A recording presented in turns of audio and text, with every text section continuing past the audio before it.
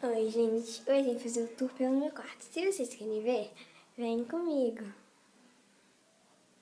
Começa nessa parte do meu guarda-roupa, olha. E o espelho fica ali. Aqui fica minhas fotos de quando eu era pequena.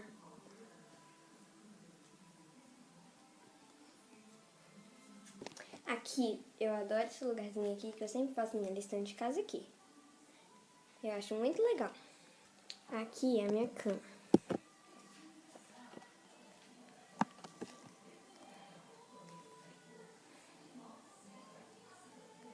Então, aqui fica a fotinha do meu primo. E aqui fica a cortina do meu quarto. Aqui fica o meu tapa-olho pra mim dormir. Vou mostrar. Olha que fofinho.